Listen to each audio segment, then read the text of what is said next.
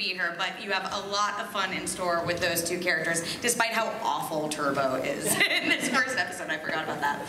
But I wanted to kick it off, Brad, Jeff, and Aaron. You know, this is a show, even from just seeing the pilot, that like kind of defies categorization. So I'm curious, what was the inspiration for the show and kind of this blend of genres you're playing with here? I mean, it all started with Brian Ralph's graphic novel. I think Brian's here. Brian wants to stand up. So. Brian Ralph. There you go. This guy created a graphic novel called Daybreak, and it starred Josh. It starred Colin's character, and basically, what I like to drink beers and go to comic book shops in California. That's like my pastime. I feel like people here probably relate. I hope so. And so I went and I found this book, and it was really interesting. It was a post-apocalyptic story with a kid who was talking to the reader, and the thing that really stood out to me was, holy shit, he loves the apocalypse. Like, it's the best thing that ever happened to this kid, and I just love that optimistic kind of tone. And so that's where it started, and then Jeff was my producing partner, and I came back from making a San Andreas, and basically he was like, you know, you should turn this into a show. And we sat down with Aaron, and Aaron is really the genius who kind of made all this craziness really work. But yeah, it was started with this kind of a love of like teen coming of age stories and post-apocalyptic stuff. Like, we're just big genre nerds, really. So we were like, can we do a show that has everything? And we just put it all together in one big mixer, and voila, Daybreak is born. We might have mixed a show. Well, I am curious for the cast. How do you describe this show to like your friends and family? Matthew, I don't know if you want to take this one to start. Oh yeah. In one sentence, how do you sum up Daybreak when you're explaining it to people? In one sentence? That's a really. Or we can take 38 minutes if you want. We can. If I had all day, I couldn't explain it to you. Well, you wrote it. I always called it my so-called apocalypse. Ferris Bueller on bath salts.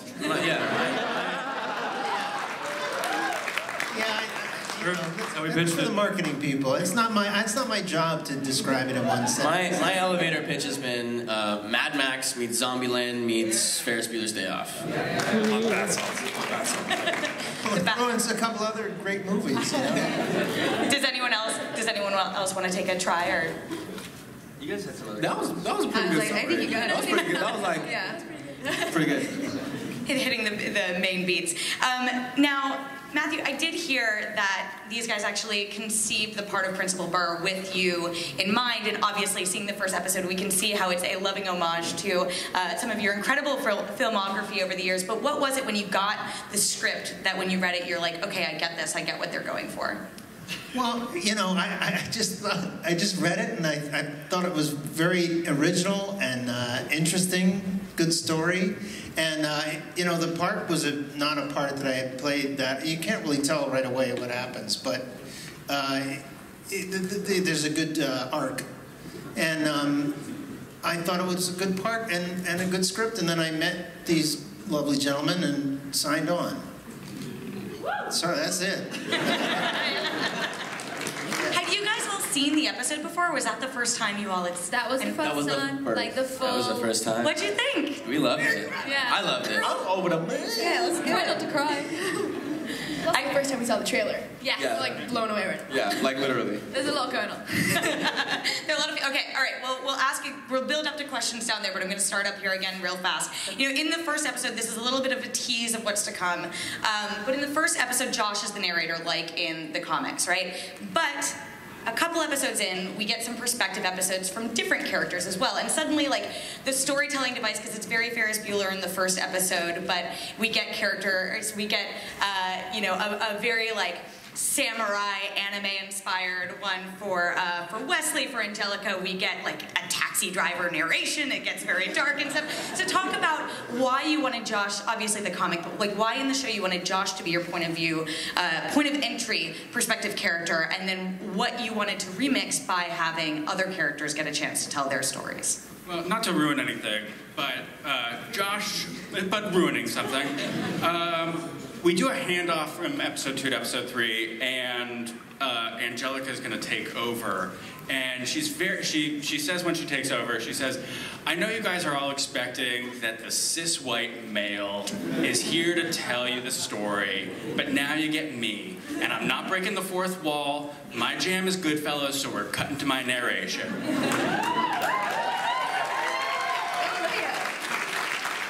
she does it better than me. That was a line reading. I was like, that's pretty much verbatim. I may have watched the episode once or twice. The episode. The thing is, we talked, the three of us have talked, the writer's room talked, we talk a lot about POV. And we believe that everybody is the star of their own movie. Except we're all in different movies. It's what makes us all awesome and unique and individual. So while Josh is in Ferris Bueller, yeah, Angelica's definitely in Goodfellas. So if we're in Goodfellas with this little pyromaniac down there, things are gonna get a little different and a little dangerous. It also is a way of, we want people to be surprised episode to episode. You're not going to know what you're going to get. You don't know whose episode is coming next, what style we're going to be doing it in. So it keeps you guys on your toes, because all we want to do is entertain you with every single episode. Well, I was going to say too, like, we all kind of relate to different characters in a different way, and we always think like, okay, the audience is going to like certain people more than others, so give everyone their chance to shine, really. Yeah. Well, Colin, one thing I love about Josh is, and you guys touched on it on kind of the pitch from the start, but he's totally a character who comes into his own after the apocalypse.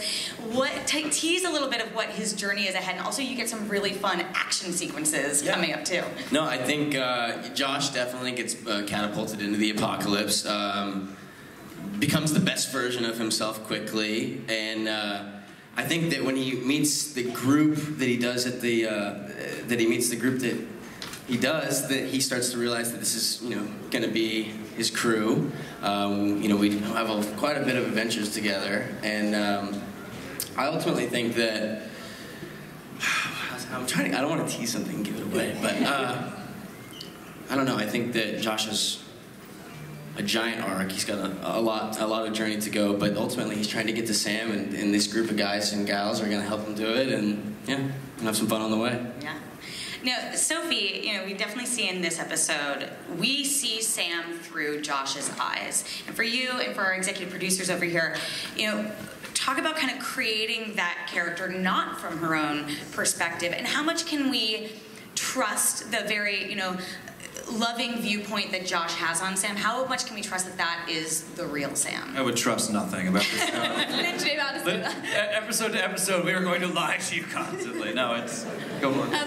Yeah, it's interesting. It's one of the things that drew me to the character was this idea that in each episode you sort of discover Sam in a different way through different eyes, and we see her through Angelica's eyes and Josh's eyes and a couple other characters' eyes. And it was really prevalent to me that that's kind of how a lot of particularly young women work with social media, in that they're showing the best side of themselves. People want to idealize people, and that's what happens to Sam. And, as the season goes on, we see different sides to her, and we see that she's a real person, and she's much more of a badass as a real person. Well, it definitely stuck out to me watching the episode again here, because, again, like, she is this very idealized version, but when she's talking to Josh, she's like, the thing I love about you is, or like about you so much, is honesty, and you're so honest. And I'm like, that immediately makes me suspicious then. If Sam is this sorting hat of a person who seems so nice and so great, and as it goes on, like, still seems so nice, so great, I'm like, there must be more, obviously, than just nice. It could just be nice and great. That's great. I invest in that. No, like, she's a really authentic character, and that again was something that was really attractive as a role. And she's, she is the popular girl at school, but she's not the cliche catty mean girl. She's popular because people like her, because she likes people, and you don't really get to see that in a lot of teen shows. Now, Austin and Olivia, as I teased, we do get perspective episodes for both of your characters coming up. What did you learn about your characters when you got a chance to have a whole episode living inside their heads and seeing the world from their eyes? As hard as Wesley tries to be, he a little softy. He's introverted. He's not really on that extroverted stuff. That's more of a shell that he puts on because, he has the pressure to be like the football star and to be the top boy and, making fun of people and stuff like that in the hallways. And I think in the apocalypse, he starts to be like, you know what? the noise has collapsed everything. Let's just focus on me right now, see what I need to do for me. And part of that is teaming up with Josh and Angelica. And the rest of the game. I would say that the main part of Angelica that I want people to definitely stick around and watch is that she has this tough shell on the outside. She is this crazy 10-year-old pyromaniac rebel, and you see throughout the season that she develops such a strong bond with the boys and want people to join our tribe that she feels like she can finally open up to them and kind of show more of her vulnerability. And I feel like the apocalypse would be scary for any kid. So I think that eventually she can show that she does miss her parents and she wants a stable relationship. And well, I'm not going to spoil anything, but hopefully she does get that. Well, I love when you get to find out a bit more of her relationship with all the characters before the apocalypse as well. Because obviously, you know, she's not in the same year at school or anything like that. Like the rest of them kind of know each other from that. But she does have this personal connection to the gang. I'm glad that the audience is seeing that the 11-year-old has the most composed answer. That'll never change. 12 now. 12. Now, Greg, we got a little tease of Eli in the trailer. I love that he's Eli Kardashian, but like with the most elaborate misspelling of like the Kardashians who we're familiar with. You know, I don't want to give too much away about his character, but he is someone that intersects with the rest of the gang around the mall area, and the mall becomes a big setting in the show. And with that comes a lot of like subverting teen movie and teen show tropes. What are some of the like interesting elements about playing around in that world and remixing some of those elements in your perspective? That's a really great question. I think what was really interesting was, well, Eli, of course, before he had the mall and before the whole entire apocalypse, everything he had were pretty much knockoffs. Instead of like Nikes, he had Pikes. And yeah, he's been bullied all of his life pretty much because his parents couldn't afford to buy him stuff. And then after the apocalypse, it's kind of like the best thing that happens to him. So he starts turning on all the bullies. All the people in the apocalypse that used to bully him, now he bullies them. He has a lot of knowledge, I guess, after. So yeah, I think that's really cool, just playing that and playing around with making fun of whoever I want in any kind of way, so yeah. And Jante, I mean, speaking of some of the bad guys in the show, Mona Lisa and Turbo, what an introduction in this episode. But I also, I mean, I heard some like, oh my, when Turbo kind of, you know, kills the kid who fails in America Ninja Idol. But what do you think is kind of interesting about the jocks in the show, and what is more than just kind of this, you know, one-note version of the characters that we see in the first episode in terms of kind of the villains of the piece? What do you think gets more interesting as we learn more of them as the show goes along? Well, I think it's really interesting because we are the bad guys of the show, but as the season goes along, you start to see, especially with Mona's character, you know, before the apocalypse, she was kind of just there. She's an athlete. She ran with the boys. And when the apocalypse happens, then she takes on kind of a position of power, and she's Turbo's right, you know, hand woman. And, you know, I think at first she's like, okay, yes, like, you know, she found an opportunity. She's there. But then, you know, Turbo, what you'll see, he's kind of crazy. So, I mean, I think we already saw he's kind of crazy. Yeah, Turbo, yeah. So, I mean, like, you get to see a little bit of her, like, you know, just not to give anything away, but, you know, if, you know, you kind of wonder, like, wow, does Mona like that? Does she like killing kids? Like, they're killing kids, so it's cool to see, you know, like, to go on the journey with the jocks. And, you know, we're all, you know, they're kids kind of just surviving out there in the apocalypse, but not all of them, you know. You also have some incredible costumes. Like, they're so elaborate and they're so funny. Michael Graham, open it up. Plural. Michael Graham, stand up. Yes! I feel like I would like poke myself with it though. I'm like, I would need to walk carefully with the jocks. Oh yeah. You do. That lacrosse stick is hurts. no joke. I remember when Michael called me to go over what my wardrobe was going to be. Do you remember that, Michael? I almost cried on the phone when he told me what shoes I was going to be wearing in the show. I'm a big shoe guy, so I freaked out. A good cry or a sad cry? A very good cry. I was like, I don't know, where is this going?